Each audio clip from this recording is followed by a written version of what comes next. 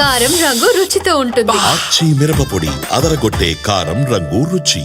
CM Revanth పై BRS MLA Vivekananda విమర్శలు గుప్పించారు. ఇవాళే పీసీ ఘోష్ కమిషన్ రిపోర్టు సభలో పెట్టి ఇవాళే చర్చ చేపట్టడం ఏమిటని ప్రశ్నించారు.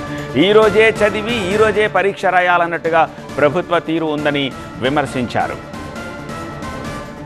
665 పేజీల సంబంధించినటువంటి ఒక పెన్ డ్రైవ్ ఈరోజు పొద్దున సభ్యులందరికీ ఇచ్చి దానిపైన చర్చ ఈరోజు పెడతాం. అంటే నిర్బంధించి చదివి ఈరోజు పరీక్ష రాయాలి, చదివి ఈరోజే సమాధానం చెప్పాలి. ప్రభుత్వం దగ్గరనేమో రిపోర్టు 3 నెలల నుంచి ఉంటుంది.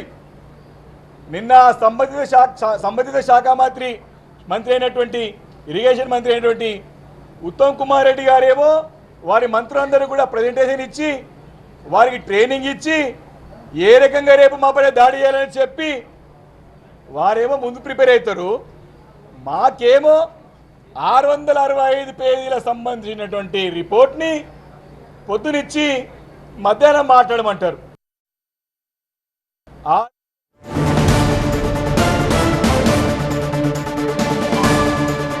అసెంబ్లీ సమావేశాలు పెట్టుకుని సీఎం కేరళ వెళ్లడాన్ని తప్పుపట్టారు ఎమ్మెల్యే వివేకానంద.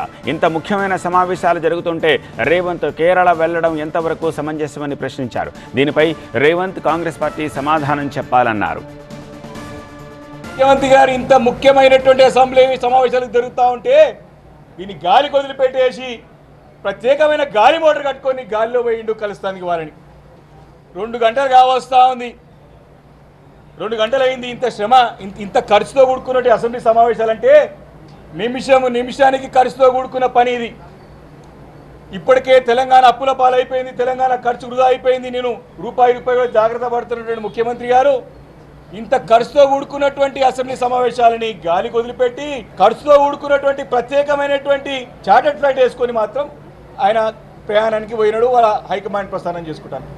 దీనికి సమాధానం చెప్పాలా ఈరోజు ముఖ్యమంత్రి గారు, కాంగ్రెస్ పార్టీ.